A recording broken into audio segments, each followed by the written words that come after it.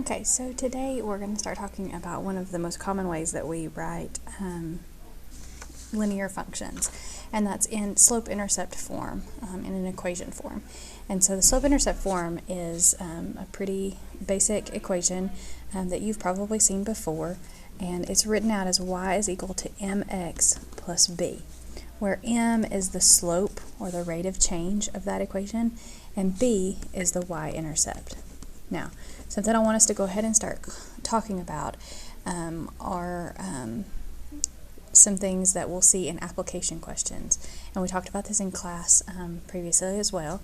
Our slope is going to be a rate, especially with an application question. So, for example, we're talking about, let's say, purchasing a gym membership.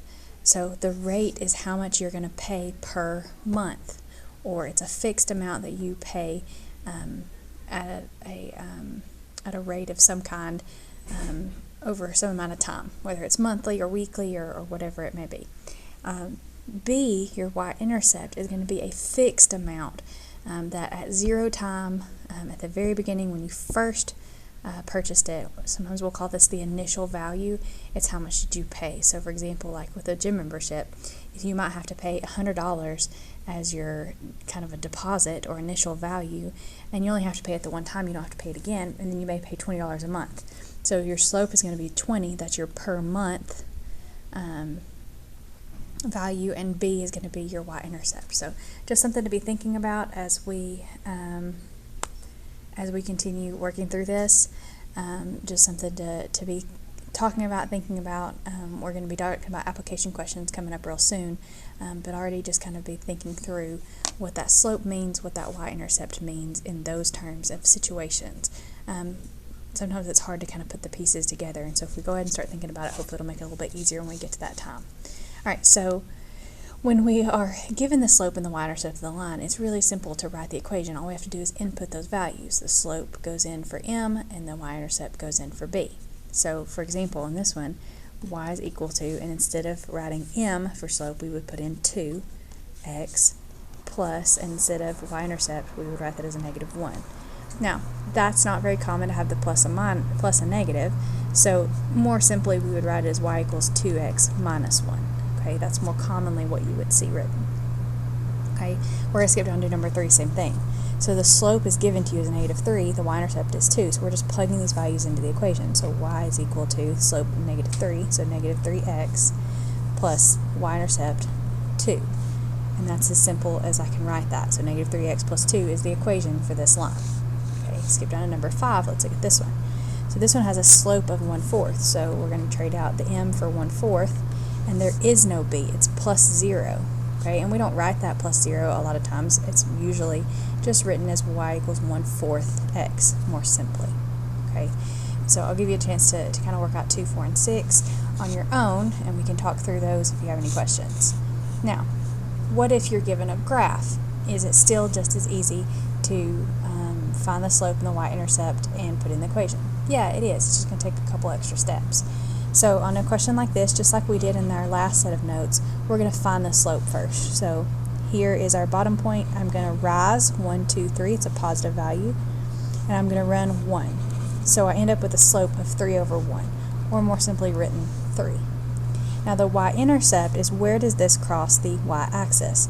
Well, it crosses at 0, 1, 2, 3, 4, negative 4. So the point 0, negative 4. We only use the y value for that. It's understood that the x value is 0 when we do a y-intercept. So b is going to be negative 4. So when we write this equation, y is equal to 3x minus 4. And so you would carry that same idea across over here onto the next question. So things to keep in mind as we work through this, remember that if it's moving in this upward direction, then our slope needs to be positive.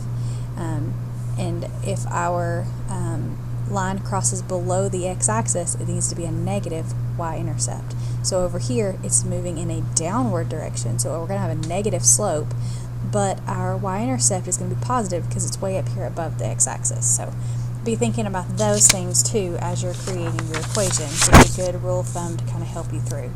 All right, so look at number 9. Here we have, we're going to find our slope first. So here, from here to here, I'm going to rise 2, and I'm going to run 1, 2, 3, 4, 5.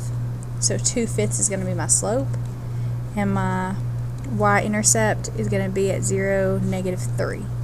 So my equation is going to be written as y is equal to 2/5 x minus 3. Okay. All right. Next example, number 11. So here is a point. Here's another point. This time we're going to rise in a downward direction. So it's going to be a -2 rise, and the run is going to be 1, 2, 3, 4, 5, 6, 7, 8. And that can simplify to -1/4. So my slope here is going to be -1/4. My y-intercept is going to happen here at 1, 2, 3, 4, 5.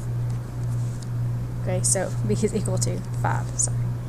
So now we can plug those values in. Y is equal to -1/4 x plus 5. 1/4, -1/4 is our slope. Gets plugged in as the coefficient of x, and then 5 is going to be there. Alright, look at number 13. So here again we have a negative rise. It's going to go down 1, 2, 3, 4, 5, 6, 7, 8. So -8, and then a run. It's going to be 1, 2, 3, 4. And so that simplifies to -2.